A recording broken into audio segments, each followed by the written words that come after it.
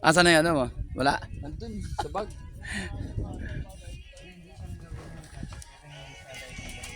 Pagka gusto nyo ito magbisita, dali mo nito. At wala ako. Bigyan mo si Ronald. Sige boss pagka ano, oh, Matropa. Dali mo dito. pagka may time. Ay, minsan siya nag-vlog din. Ano. So bisita kayo, dali nyo lang dito. Oh, pagka ano boss. Sabi lang ako sir. Ano.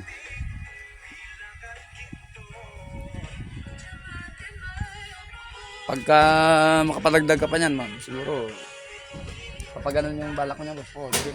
Yan. Dito ng harap, pa-campsite. Ah, sa campsite sa nangarap. Oo, yan. Dito din ng harap. Hindi po lang dun eh. Kaya nga. Kasi nga kailangan mo ibalik yung sinira kasi nakataging sa hindi lang yun. Kasi kung nilalatan hindi lang yun. Kaya lang ibalik. So ibig sabihin ito nakabilang na pala ito sa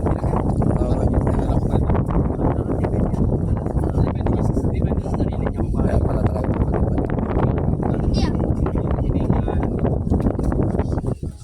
Okay san? Okay na? Dati nung pumunta ka rito, hindi ano no?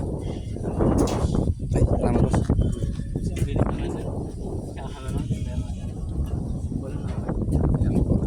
Bala ko pa naman sana magkakaroon. Ah, Hindi, magkakampsit. mag Magkakampsit sana. Ay, sa tanay. sa ano? Tawag nito? Saan? Sa tawag niyan? Sa Daraitan. Kaya lang kagandahan ng ilog.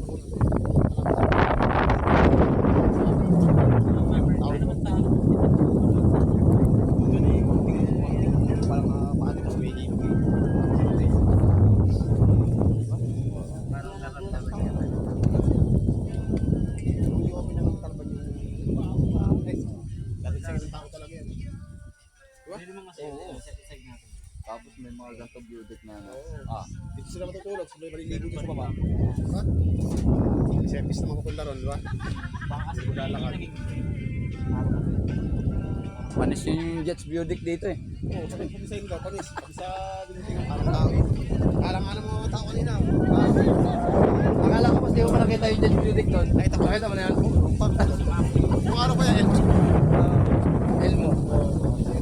Kayain ko nga si Mrs. Steve sa ay, sabi mo maganda na nung kay Boss Joey sa tahan. Na ano, dali mo dito. Ano ba yung hapon overrate?